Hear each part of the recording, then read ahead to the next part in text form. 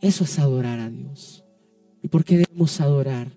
Porque si tú quieres conocer a Dios, si tú quieres entrar y quieres escuchar la voz de Dios, es necesario que le adores. Entonces, así como esa mujer del perfume se derramó, así debemos adorar.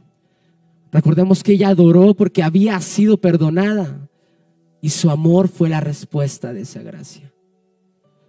Y hoy quiero enseñarles otra dimensión de la adoración, que son las pruebas.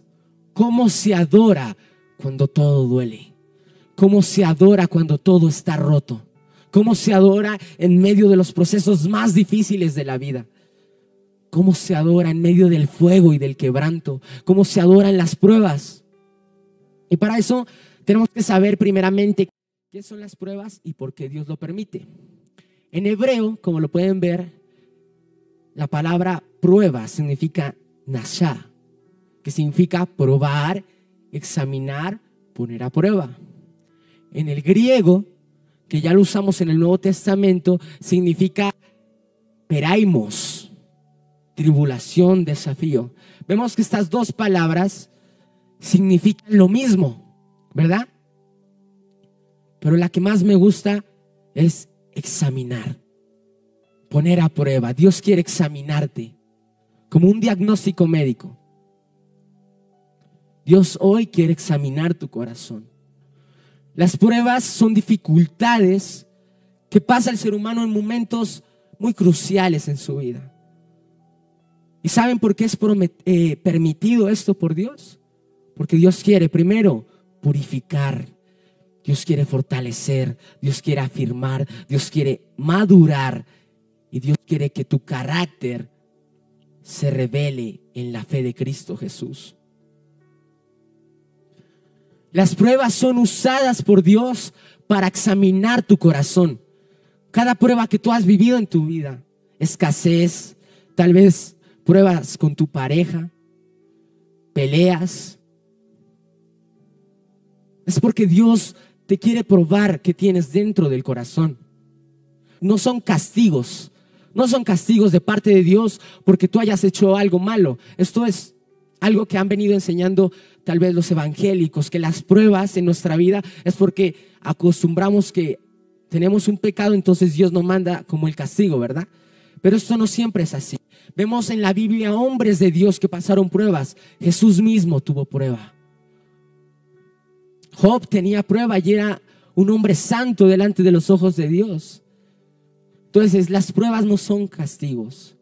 Las pruebas son herramientas de formación para los que aman a Cristo.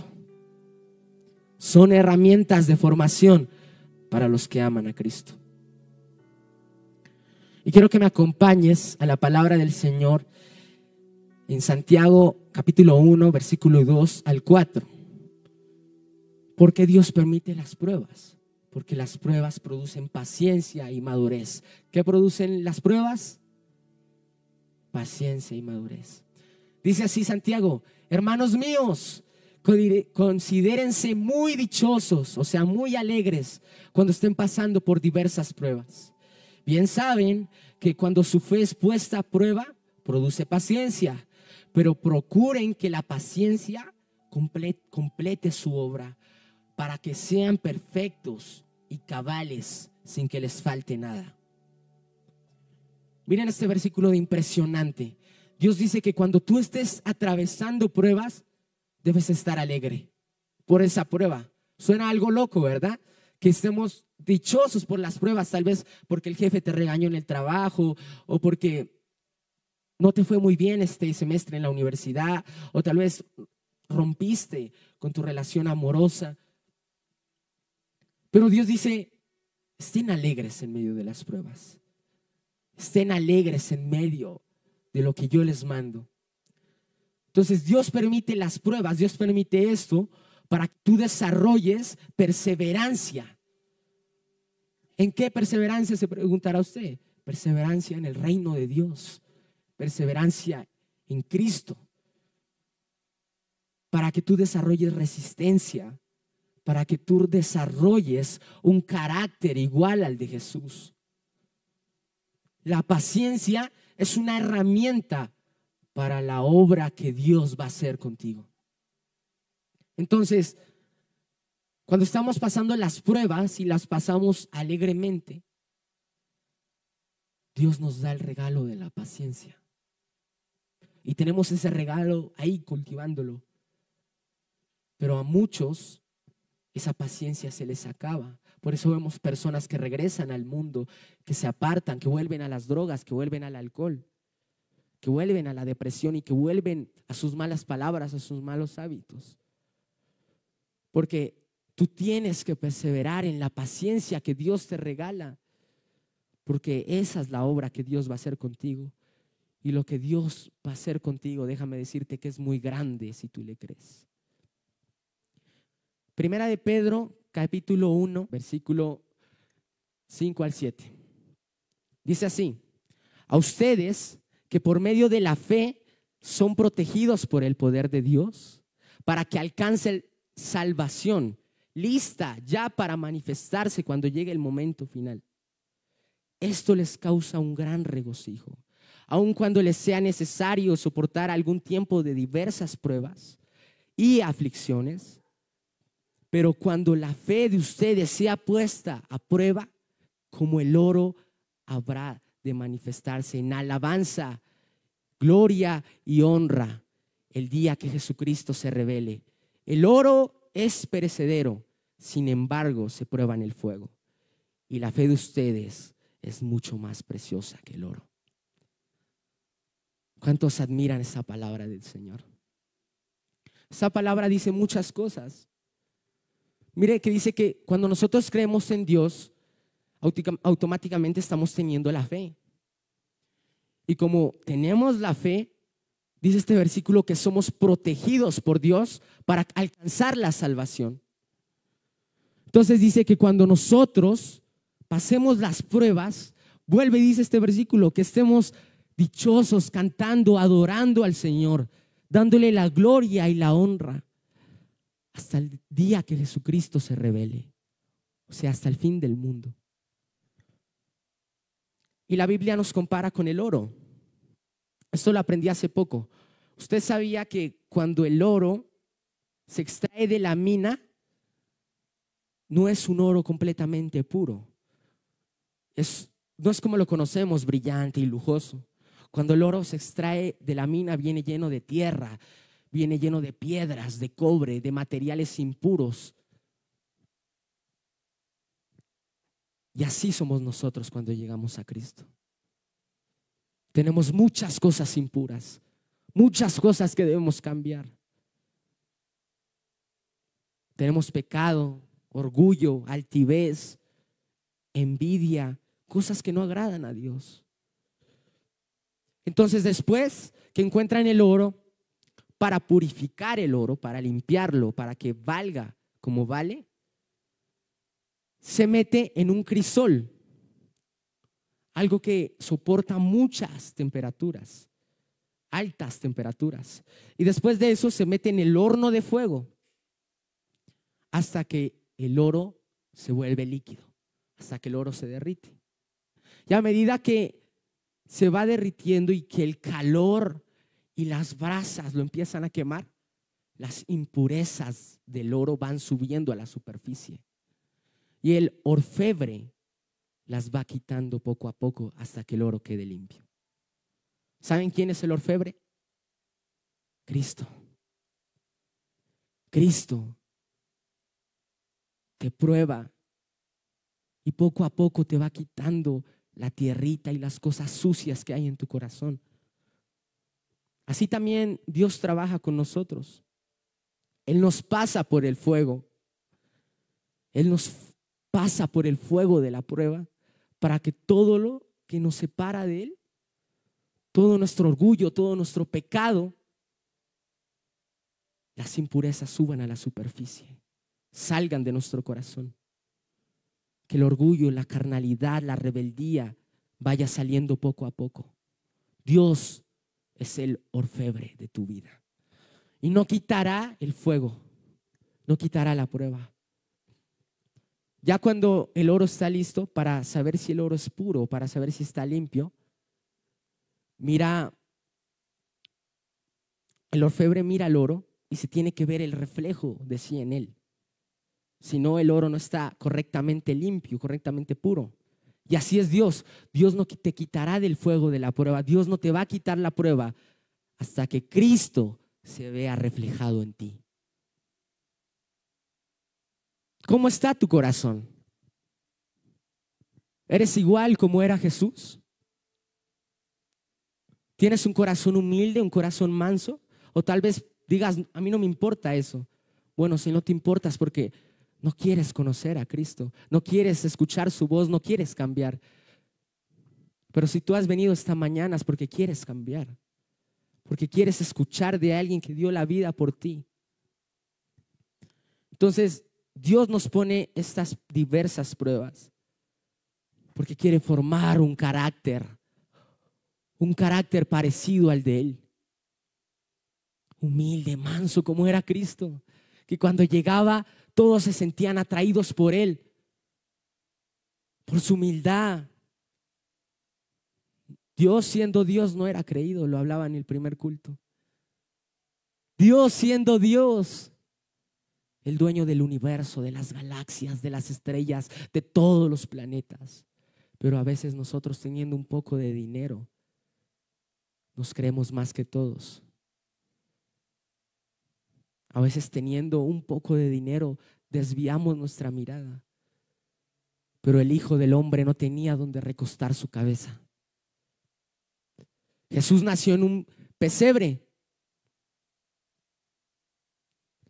Eso es humildad y eso es lo que Dios quiere formar en ti. Dios quiere formar un carácter igual al de Él.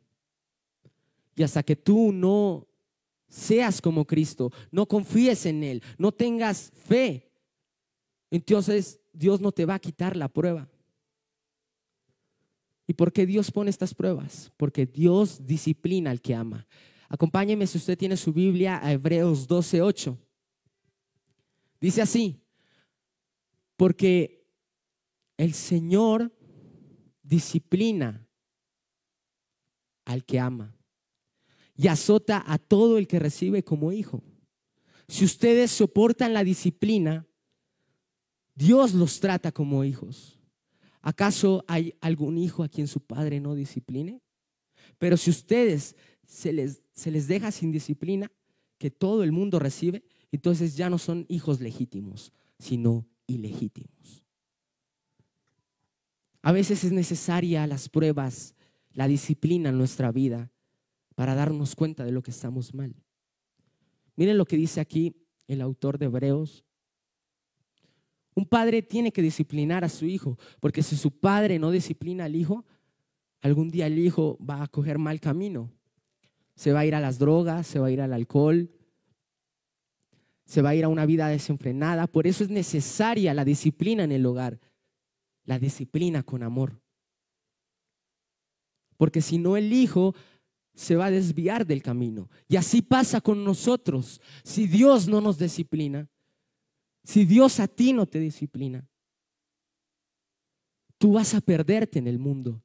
Vas a volver al mundo. Entonces dices, pero ¿por qué, Señor, me pasan estas pruebas? ¿Por qué, Señor, me toca vivir esto a mí? ¿Por qué tengo estos dolores en la espalda, en las piernas? ¿Por qué no puedo encontrar a la persona indicada? Señor, ¿por qué no me das el trabajo que yo quiero, que yo anhelo? ¿Por qué no me das la esposa, el esposo que yo quiero? ¿Por qué no cambias a ese hombre? Es porque Dios todavía quiere hacer algo en tu corazón. Dios quiere pulir tu corazón, así como el orfebre va puliendo el oro. Y esto nos enseña muchas cosas. Que no te sientas triste ni te sientas asustado cuando Dios discipline tu vida. Porque el que disciplina ama. Y Dios te ama mucho. Acompáñenme a Deuteronomio capítulo 8, del 2 a 3. Dios pone pruebas en tu corazón para saber lo que hay. para saber lo que hay adentro. En este versículo, Dios le está hablando al pueblo de Israel cuando pasó 40 años en el desierto y le dice así: te acordarás de todo el camino en el desierto, por donde el Señor tu Dios te ha traído estos 40 años, escuche bien, para afligirte y ponerte a prueba y para saber lo que había dentro de tu corazón. Y si habrías de cumplir o no sus mandamientos. El Señor te afligió y te hizo sentir hambre, pero te sustentó con su maná, comida que ni tú ni tus padres habían conocido, para hacerte saber que no solo de pan vive el hombre, sino de toda palabra que sale de la boca de Dios. Dale ese aplauso a Cristo.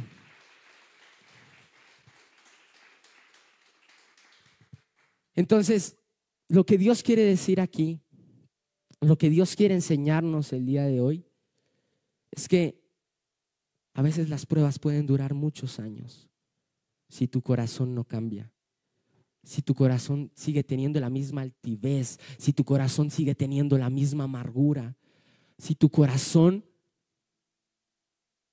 sigue siendo el mismo. Y esto le pasó al pueblo de Dios. Lo que podría haber sido un mes para entrar a la tierra prometida fueron 40 años. 40 años en el desierto, 40 años de prueba. Dios dice: tuve que afligirte para que vuelvas a mis brazos. Tuve que ponerte a prueba para que vengas a mí, porque quiero saber lo que había en tu corazón. Dios quiere saber lo que hay en tu corazón esta mañana. Pregúntate, ¿qué tienes en tu corazón que todavía no le agrada a Dios? Porque Dios quiere que tú cumplas y honres sus mandamientos, sus obediencias. Más adelante dice: el Señor te afligió y te hizo sentir hambre. Muchas veces vas a pasar hambre. No te estoy predicando una mentira, te estoy predicando la verdad. Muchas veces tus problemas, vas a estar destrozada y no vas a saber qué hacer. Vas a estar destrozado y no vas a saber qué hacer. Tal vez no haya comida en la casa. Muchas veces Dios va a tener que hacerte pasar hambre, no porque Él quiera, sino porque quiere que su amado hijo no se pierda. Si usted tuviera un hijo y ese día usted sabe que él se va a ir con sus amigos y va a hacer algo, una obra sicaria muy mala, usted hace lo posible para que ese hijo no vaya a cometer lo malo y para que no destruya su vida. Así es Dios. Dios quiere hacer lo posible para que tú no te vayas otra vez al mundo, para que tú no estés en las garras del pecado y de Satanás. Y aunque falte la comida alguna vez, recuerda esta palabra, que no solo de pan vive el hombre, sino de la palabra de Dios, de su palabra. Amén. Dios es bueno. ¿Me he hecho entender hasta aquí? ¿Sí? Eso. Entonces, las pruebas entonces aprendemos que son necesarias en nuestra vida. No es algo malo. Dice, las pruebas son necesarias para que tu corazón se quebrante, para que tu orgullo baje y para que reconozcas que sin Dios nada puedes hacer. Vuelvo y le repito, las pruebas son necesarias para que tu orgullo baje, para que reconozcas que sin Dios nada puedes hacer. Dios hoy quiere quebrantarte. ¿Cuántos tienen tal vez un corazón frío? He visto muchas personas que son insensibles a la adoración, a la hora de cantar o en la hora de orar, o muchas personas llegan así, bravos, pensando que eso demuestra un mayor carácter, un mayor respeto. Pero yo nunca me imagino a Jesús con esa cara así. Su mirada era de amor, de humildad. Su mirada era de paz, de gozo. Y aun cuando tenía sufrimientos, se apartaba del resto de sus discípulos y se quebrantaba delante de Dios. Señor, si es posible, pasa de mí esta copa, pero hágase tu voluntad. Jesús tenía mucho miedo cuando iba a ir a la cruz, pero aún así pidió que se haga la voluntad del Padre. Entonces Dios quiere que tú quebrantes tu corazón. Y mira, y fíjate que esto es uno de los principios más importantes. Tal vez, no sé si tú eres nuevo, tal vez ya llevas años en el evangelio, pero todavía no has podido escuchar la voz de Dios, o no lo has sentido, no has tenido un cambio radical en tu vida. Y es porque necesitas quebrantarte. El quebranto es lo más importante para llegar a los pies de Dios, porque un corazón frío no va a escuchar la voz de Dios porque está apartado de Él. Porque Dios quiere quitar tu corazón de piedra y poner un corazón de carne, un corazón sensible a su voz. Para continuar, quiero contarles una historia que me impactó mucho cuando la leí, pues la volví a leer. Es la historia de Pablo y Silas, que muchos la han escuchado. Esta historia se ubica en Hechos, capítulo 16, del 16 al 34. Ahí está el versículo para que usted lo vaya leyendo, pero quiero que usted me preste atención en este momento para relatarle mejor la historia. Y quiero que usted se empiece a imaginar lo que yo le voy a empezar a contar. Estos dos discípulos, Pablo y Silas, eran apóstoles del Señor, siervos que iban predicando el evangelio por todo el mundo. Y un día, Pablo y Silas están pasando por un pueblo. Iban a predicar su palabra. Cuando dice la Biblia que había una joven, ni siquiera es como esas viejitas que vemos en el Parque Nariño, que te hacen leer la mano, ¿verdad? Dice la Biblia que era una joven adivina, una joven bruja, y que ésta ganaba mucho dinero por leer el futuro, por decirte lo que iba a pasar, decirte lo que está pasando en tu vida. Y sus amos, dice la Biblia, se lucraban con la habilidad que tenía esta mujer, con el espíritu demoníaco que habitaba en ella. Entonces, Pablo todos los días estaba intentando predicar, cuando esta mujer era un poco fastidiosa y empezaba a decir: miren, ahí van los siervos del Señor, los que los llamó para predicar su palabra para salvación. Y dice la Biblia que así siguió muchos días, dice Pablo. Y según la Biblia, Pablo tenía un poco de carácter fuerte, un poco impulsivo, un poco enojón. Y esta mujer todos los días: miren, ahí van los siervos de Dios.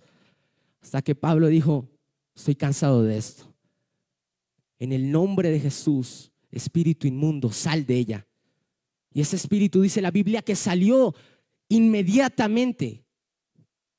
Cuando Pablo dijo esto, el espíritu salió corriendo, porque los demonios tiemblan en el nombre de Jesús. Si tú sientes algo en tu corazón, pídele a Jesús que te sane. Pídele al Espíritu Santo que habite en ti. Y pídele al Padre que te perdone. Todo demonio puede ser libre en el nombre de Jesús. Y dice la Biblia que cuando estos hombres de Dios liberaron este espíritu, como sus amos ganaban dinero, ¿verdad? Ganaban dinero por causa de ella, y el espíritu de Satanás ya no estaba en ella, empezaron a perder esto, mire, a perder plata. Empezaron cada vez a bajar sus finanzas, y esto les preocupó porque a nadie le gusta perder plata. Y cuando se dieron cuenta de esto, me imagino que estos hombres le preguntaron a la mujer: ¿pero qué te pasó? No, y ella le cuenta: no, es que estos hombres expulsaron lo que yo tenía adentro. ¿Dónde están? Muéstramelos. Cuando llegan y los encuentran, dice la Biblia que los aprendieron, o sea, que los privaron de su libertad. Entonces dice, pero al ver que sus amos perdían muchas ganancias, aprendieron a Pablo y a Silas y los representaron ante las autoridades en la plaza pública. Allí ante los magistrados, dijeron, estos judíos andan alborotando nuestra ciudad y enseñan costumbres que nosotros como romanos no podemos aceptar ni practicar. La gente se agolpó contra ellos. Los magistrados rasgaron sus ropas y ordenaron que se los azotara con varas. Mira de tremendo esto. Pablo y Silas estaban pasando una prueba muy dura, no por ellos mismos, no por causa de su carácter, sino por causa del reino de los cielos. Tanto impactaron ellos a esta gente, que dice que los mismos magistrados, los mismos gobernadores de aquella época rasgaron sus ropas para que así les duela más el varazo, para que quede a piel limpia, para que desgarre su piel. Y dice la Biblia que los llevaron a la cárcel y empezaron a azotarlos. 1, 2. Y Pablo y Silas en esta situación, con mucho dolor tal vez en su cuerpo, golpeados toda la tarde, siguieron golpeándolos, escupiéndolos hasta la noche. Cuando ya cansados, dice la Biblia que después de darle muchos azotes, los arrojaron a la cárcel y le ordenaron al carcelero que los mantuviera constantemente vigilados. Para Roma era un peligro que estos hombres saliesen, porque cuando tú tienes a Cristo, eres un peligro para el mundo. Eres un peligro para Satanás. Porque Satanás quiere tener cautivo a toda la gente. Y Cristo te va a usar a ti para liberar a los que están oprimidos. Entonces, después de esto, al recibir esta orden, el carcelero los metió hasta el último calabozo. Y aquí hay una reflexión muy importante. Las cárceles de los romanos eran las peores, inmundas. Y los metieron a ellos dos a la peor. Donde había ratas, tal vez humedad, mal olor.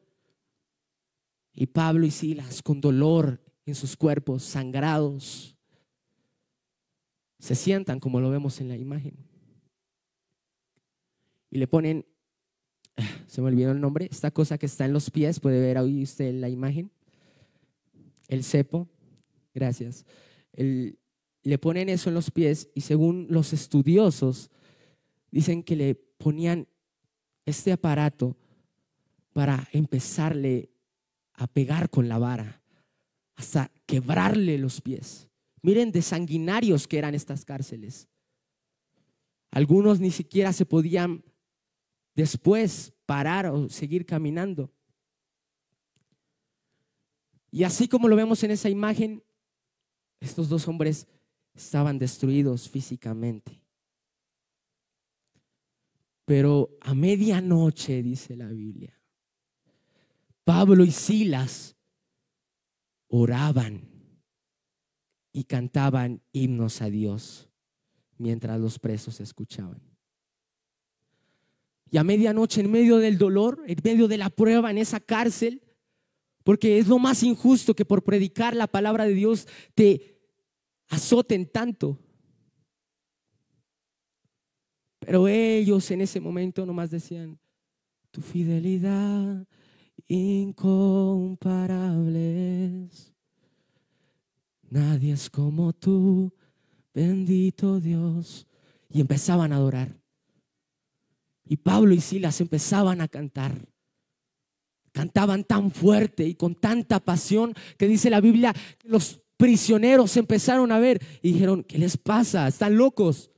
Estos están locos, porque con tantos golpes que recibieron deberían estar desmayados, deberían estar insultando a su Dios. Pero ellos seguían cantando: es grande tu fidelidad. Y los presos se asombraban de eso, de que eran unas personas diferentes, de que en medio de la prueba, en medio del fuego, en medio de la sangre, de tantas costras que tenían tal vez en su cuerpo porque habían pasado horas, en medio del frío, cantaban: grande es su fidelidad. ¿Cuántos creen que la fidelidad de Dios es grande? Y Dios quiere relatar esta historia tan bonita para decirte: ¿cómo estás tú atravesando las pruebas? Muchos se quejan de no recibir un milagro, pero decía un pastor: pedimos un milagro cuando el milagro lo tenemos todos los días. El milagro de la vida, el milagro que tú estés aquí hoy sentado, es porque Dios te escogió. Por eso no vemos las sillas llenas. Dale ese aplauso a Dios. Dios te escogió, por eso no vemos a muchas personas aquí, porque muchos son llamados y pocos son los que escogen el camino. Y dice después que después de adorar, de cantar, Pablo y Silas estaban agotados, sufriendo físicamente, pero espiritualmente estaban más alegres que cualquier otra persona. Espiritualmente estaban esperando que el Señor los liberte, porque tenían su mirada puesta en Cristo Jesús, el autor y consumador de nuestra fe. Y cuando empezaron a cantar, a Dios le conmueve cuando tú adoras con pasión. A Dios le conmueve cuando tú adoras con el entendimiento. Tienes que entender lo hermoso que es esto. Cuando tú adoras con esa pasión, dice la Biblia: un corazón contrito y humillado, el Señor tu Dios no despreciará. Y a Dios le conmovió ver a estos dos hombres adorándolo. Y Dios dijo: los voy a liberar y lo voy a hacer a mi manera, de una manera épica, porque Dios siempre hace sus cosas increíbles.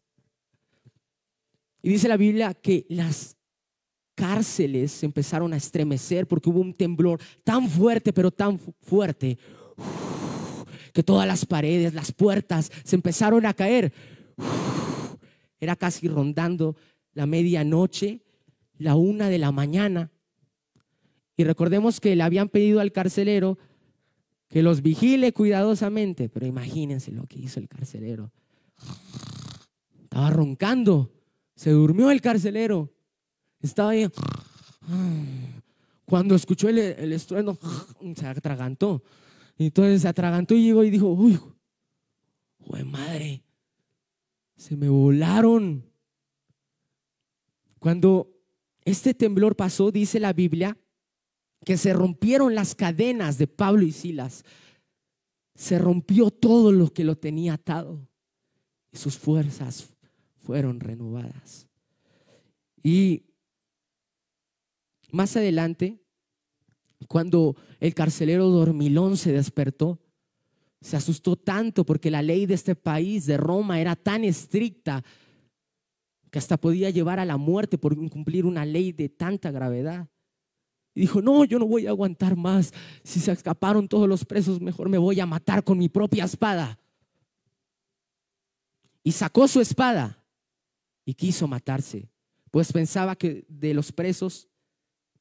los presos habían huido.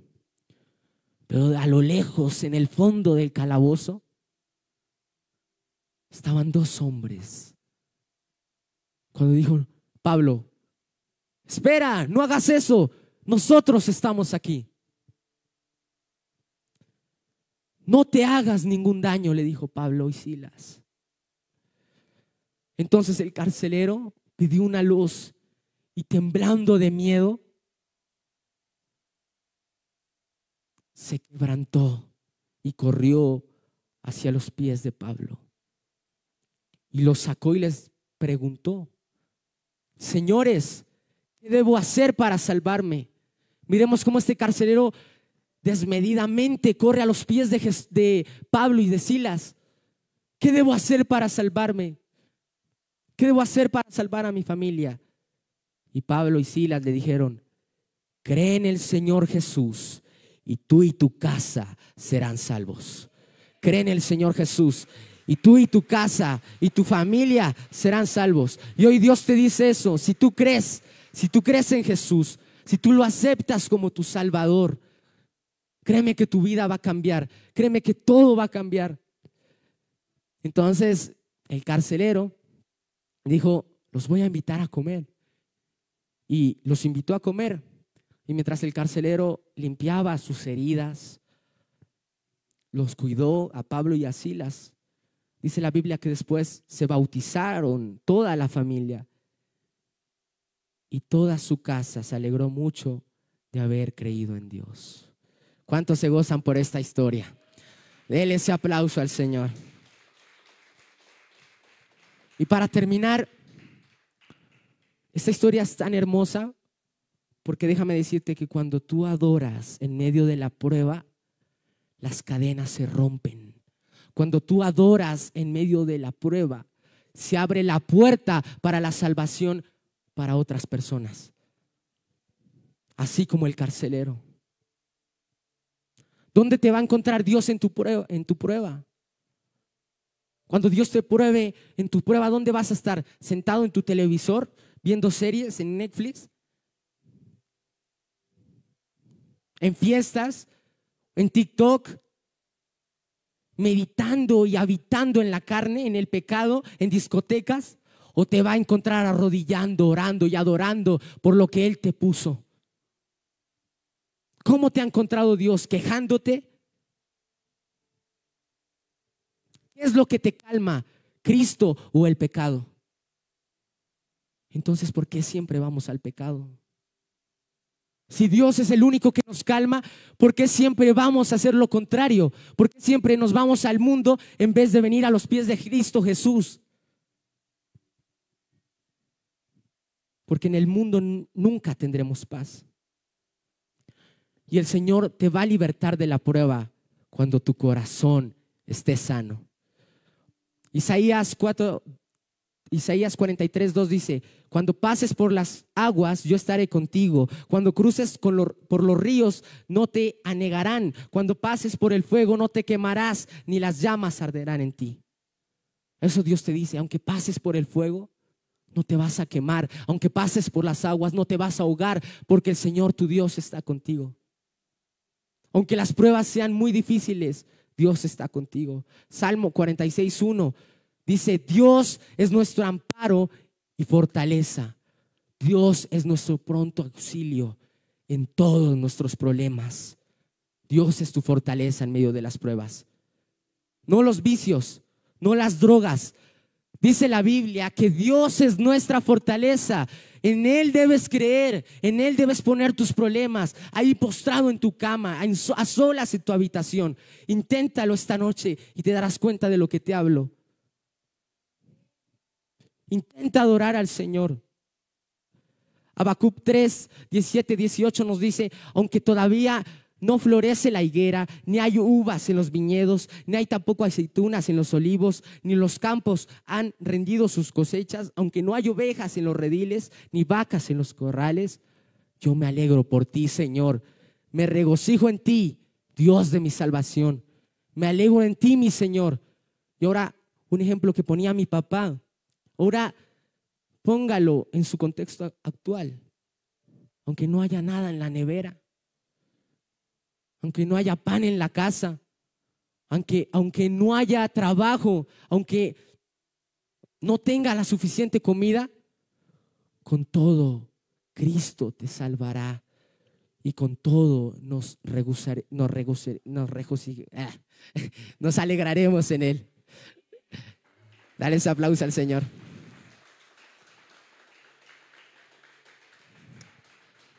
Entonces, ser un adorador cuesta y cuesta mucho. Joven y persona que me estás escuchando, para terminar este mensaje, déjame decirte que la vida te va a golpear muchas veces. La vida te va a golpear demasiadas veces, pero de ti depende, y lo más importante es cuántas veces te levantas, cuántas veces decides levantarte. Y la única manera de levantarse es a los pies de Cristo Jesús. Una frase del pastor Miguel Núñez que me interesó mucho es: lo que sale de ti es lo que está dentro de ti, porque de la abundancia del corazón habla la boca. Entonces, ¿qué está saliendo de ti en las pruebas? Queja, duda, te pones en contra de Dios. Cambia tu mentalidad. Deja de poner tu confianza en las cosas frágiles, porque cuando llegue la prueba, Dios va a mirar en qué estás confiando. Adorar cuesta, mis hermanos. Ser un adorador cuesta. Cuesta tiempo, cuesta entrega, cuesta dejar tu orgullo abajo. ¿Quieres escuchar a Dios? Deja tu orgullo y empieza a adorarlo. La adoración más hermosa es cuando cuesta, porque así demostramos nuestro amor ante el Padre. Demostramos nuestro amor ante Jesús. Así como lo hizo Abraham en aquel monte que iba a sacrificar a su hijo.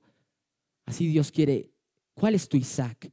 ¿Qué quiere? ¿Qué es lo que Dios quiere que tú sacrifiques en tu vida? Entonces, el sufrimiento, dice el salmista, me hizo bien porque me enseñó a prestar atención a tus decretos. Me enseñó a prestar atención a tus enseñanzas. Cuando tú sufres, cuando Dios te hace sufrir, Dios te dice: por allá no es por acá. Es por acá. Romanos 8:28 dice: ahora bien, sabemos que Dios dispone todas las cosas para el bien de los que lo aman, es decir, de los que Él ha llamado de acuerdo a su propósito. Dios te ama y todas las cosas van a ir para bien. Y este versículo para cerrar, Juan 16:33. Estas cosas les he hablado para que tengan en mí paz. Pues en el mundo tendrán aflicción, pero confíen que yo he vencido al mundo. Jesús ha vencido al mundo. No importa la aflicción y la prueba que estés pasando, si tú se la entregas a Dios, esta prueba va a ser más fácil de aliviar y Dios te va a acompañar. Entonces, deja de enfocarte tanto en lo que está saliendo mal. Deja de quejarte por todo lo que Dios no ha hecho en tu vida. Deja de quejarte por lo que Dios todavía no hace. Y empieza a enfocarte en lo que Jesús está haciendo ahora mismo. Y empieza a enfocarte en lo que Jesús ha hecho en tu vida. ¿Qué ha hecho Dios? Te ha sanado, te ha libertado, ha restaurado tu familia. Y si hoy tú estás aquí es porque Jesús ha hecho algo bueno. Enfócate en Jesús, no en el dinero, no en la avaricia. ¿Quieres escuchar a Dios? Lee su palabra. ¿Quieres oírlo audiblemente? Lee la Biblia en voz alta. Porque muchos dicen: ay, no, es que no escucho a Dios. Es que Dios nunca me habla. Pero la Biblia dice que su escritura fue inspirada por Él. Sopló aliento de vida. Y la palabra de Dios es lo que tú quieres escuchar. La voz de Dios está en su palabra, en sus escrituras. Ahí puedes encontrar la voz de Dios. Pero entonces, ¿cómo vas a escuchar a Dios si ni siquiera abres tu Biblia? Si ni siquiera quieres buscarlo. Recuerda que Dios siempre va a estar contigo a través de las pruebas y que debemos estar alegres y adorar, pase lo que pase. Porque Dios no dijo que nos iba a sacar ni a libertar. Porque aunque ande en valle de sombra y de muerte, no temeré mal alguno. Porque tú estarás conmigo. Tu vara y tu cayado me infundirán aliento. Tu vara y tu callado me infundirán aliento. ¿Cuántos le dan la gloria al Señor?